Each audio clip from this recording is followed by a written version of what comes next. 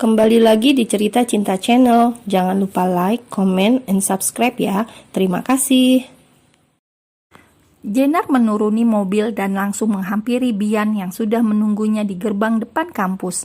"Mas Bian," panggil Jenar sambil melambaikan tangannya. Bian pun membalas melambaikan tangannya kepada Jenar. "Gimana, siap belajar hari ini?" tanya Bian setelah Jenar sampai di hadapannya. "Siap dong," jawab Jenar cepat. Lalu mereka tertawa bersama. Banyak pasang mata yang menyaksikan interaksi Bian dengan gadis baru itu. Ya, Bian adalah idola di kampus itu. Jadi wajar bila mereka sedikit tidak suka saat Bian sedekat itu dengan gadis lain. Terlebih penampilan Jenar yang biasa saja. Ya, Jenar memang belum memakeover dirinya. Bukan tidak mau, namun ia tidak tahu bagaimana fashion dan juga ia belum bisa menggunakan kartu kredit pemberian Arya. "Ayo, aku akan mengantarkanmu menemui dosen."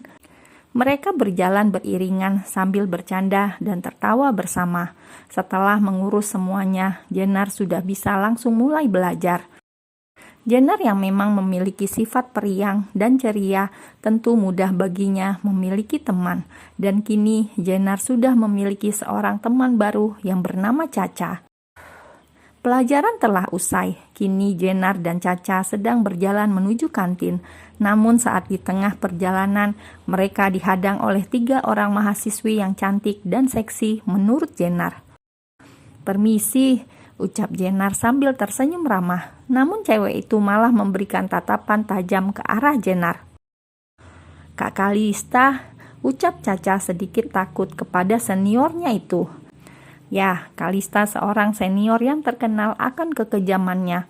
Terlebih dia sangat terobsesi dengan seorang Fabian, sehingga membuatnya semakin murka kala melihat siapa saja yang dekat dengan Bian.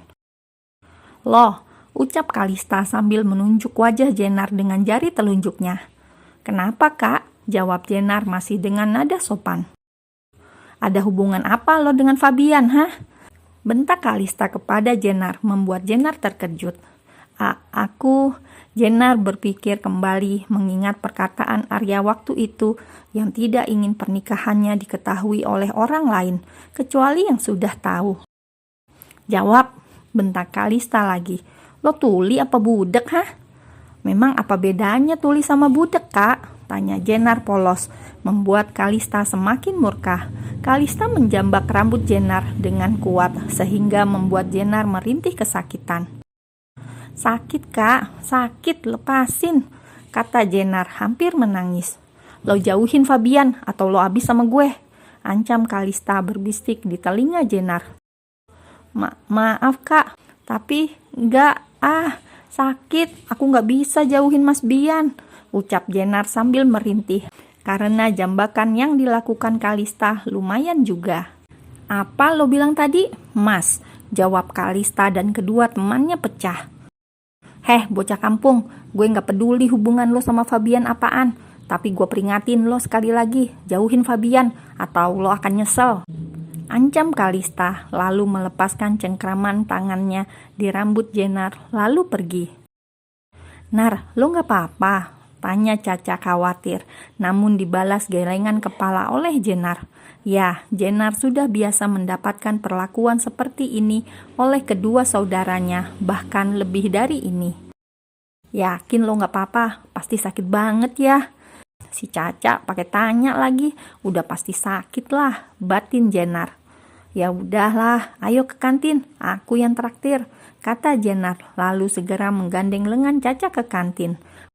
Melihat Jenar yang sudah kembali ceria seperti tadi membuat Caca bernafas lega. Baru pertama masuk kampus sudah dapat sambutan kayak gini dari senior. Emang kenapa sih kalau aku dekat sama Mas Bian, suamiku aja gak marah kok? Lah dia yang bukan istrinya Mas Bian, kenapa harus sampai ngelabrak aku begini coba? Mana sakit banget lagi, gerutu Jenar dalam hati. Ya, Jenar hanya berani menggerutu di dalam hati atau saat tidak ada orang. Dia tidak terbiasa memperlihatkan kekesalan atau kelemahannya pada sembarang orang. Hari yang melelahkan bagi Jenar karena hari pertama kuliah ia langsung mendapatkan hadiah dari salah satu fans Bian. Jennar menghempaskan tubuhnya di sofa ruang tamu. Tanpa sadar, ia tertidur hingga sore hari. Jennar terbangun dan melihat jam sudah jam 5. Jennar segera membersihkan tubuhnya, lalu mulai memasak untuk makan malam. Sekitar 1 jam, Jennar berkutat dengan alat-alat kesayangannya, yakni panci dan wajan. Jennar menjalankan kewajibannya untuk sholat maghrib. Masih ada waktu 1 jam lagi untuk menunggu Arya pulang dari kantor. Jennar memutuskan untuk belajar sambil menunggu Arya pulang. Jam 8, Arya baru sampai rumah. Jennar segera mengambil tas dan jas yang dipakai oleh Arya, lalu meletakkan di tempat seharusnya. "Mau kopi, teh?" tanya Jennar sambil menunggu menyiapkan air untuk mandi sang suami. "Kopi aja," jawab Arya singkat. Sangat terlihat wajah lelah dan letih di wajah Arya, tidak seperti biasanya. "Apakah hari ini sangat sibuk?" tanya Jennar mengajak Arya mengobrol. Semakin hari, hubungan Arya dan Jennar semakin membaik. Oh no, bukan membaik. Lebih tepatnya, Jennar yang selalu berusaha menjadi istri yang baik. Jennar selalu membuat jarak di antara mereka semakin mengikis. "Lumayan," jawab Arya sambil memejamkan matanya di sofa. "Bagaimana kuliahmu?" tanya Arya balik. "Menyebalkan," jawab Jennar singkat, lalu segera masuk kamar mandi untuk melihat air yang mengisi batap. Setelah dirasa cukup, Jennar menyuruh Arya untuk segera mandi lalu makan. Jennar kembali menghangatkan makanan yang tadi ia masak agar lebih hangat dan lebih nikmat saat dimakan. Tak lama Arya datang dengan wajah yang lebih segar dari sebelum mandi. Jennar tersenyum manis menyambut Arya, lalu mengambilkan nasi serta lauknya untuk Arya. "Kamu gak makan?" tanya Arya yang melihat Jennar hanya duduk tidak berniat mengambil makanan. "Enggak," jawab Jennar. Maaf untuk apa?" tanya Arya bingung. "Maaf karena tak menunggumu untuk makan. Tadi pulang kuliah, aku sudah lapar, jadi aku makan duluan. Dan sekarang sudah tidak lapar lagi," jawab Jennar lirih, merasa tak enak karena makan duluan. Tapi Jennar tidak memberikan makanan sisaan Jennar kok. Tadi Jennar makan Indomie, jadi makanan ini semuanya baru, bukan sisa Jennar, jawab Jennar tegas. "Kenapa makan mie instan?" tanya Arya. "Gak apa-apa, udah lama sejak Jennar bekerja di rumah mama, Jennar tak pernah makan mie lagi. Jadi aku tadi memakannya," jawab Jennar. "Kenapa harus mie instan? Kenapa gak makan nasi?" tanya Arya bingung, padahal Jennar sudah masak. "Kan Mas Arya belum makan. Kalau Jennar makan duluan, itu berarti Mas Arya makan bekas Jennar, dan itu tidak boleh," jawab Jennar. Jennar masih mengingat dulu saat kecil sewaktu ayahnya masih hidup dan ibunya masih baik, selalu memberikan nasihat untuknya, entah pura-pura atau tulus, tapi Jennar menganggap itu sebagai kebaikan. Dulu sebelum ayahnya pulang dan makan, Jennar dan kedua saudaranya dan juga ibunya tidak akan ada yang memulai makan, karena tidak ingin memberikan makanan sisa makan mereka kepada sang ayah. Arya sedikit kagum terhadap sikap Jennar, meskipun umurnya masih terbilang muda dan ia selalu mengatainya bocah, namun pemikirannya dewasa dalam hal seperti ini, namun nol besar bila menyangkut urusan sensitif. "Lain kali makanlah dahulu, aku tidak pasti pulang jam berapa, jangan sampai mama mengira aku tak memberi kamu makan," kata Arya tegas. Ia sebenarnya senang karena Jennar bisa menghargainya sebagai suami.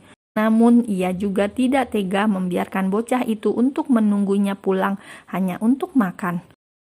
Meskipun Arya tidak mencintai Jennar, namun ia juga masih memiliki hati nurani. Dan meskipun Arya terkenal kejam dan dingin, namun sifat baik hati dari orang tuanya sudah melekat dari dalam lubuk hatinya. Jennar tengah menikmati waktu santainya dengan menonton drama Korea kesukaannya. Saat sedang baper-bapernya dan bahagianya, tiba-tiba kesenangan itu direnggut oleh mantan majikan yang kini menjadi suaminya. Jangan tanya dari mana Jennar mengenal drakor ya. Jennar memang tidak mengenalnya dulu. Namun semenjak bekerja di rumah mertuanya itu, Jennar memiliki banyak waktu luang dan selalu diajak menonton drakor oleh Alia. Ya, Alia setiap kali menyetrika pakaian selalu menyalakan televisi yang disediakan di kamar itu agar tidak bosan. Dan Alia selalu membawa koleksi-koleksi DVD drakor kesukaannya. Disitulah Jennar mulai kecanduan menonton drakor. "Mas," ucap Jennar kesal karena Arya dengan santainya mengganti channel TV yang sedang Jennar tonton. "Apa?" jawab Arya tanpa dosa dan langsung menghempaskan tubuhnya di sofa seberang Jennar. "Ih, sini remotenya." Jennar meminta remotenya, ingin mengganti channel, namun Arya malah menyembunyikannya di balik punggungnya. "Apaan sih nonton begituan?"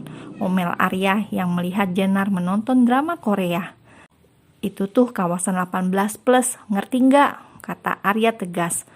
"Jennar kan udah 18 tahun, Mas," ucap Jennar sebal. Namun Arya malah tersenyum mengejek.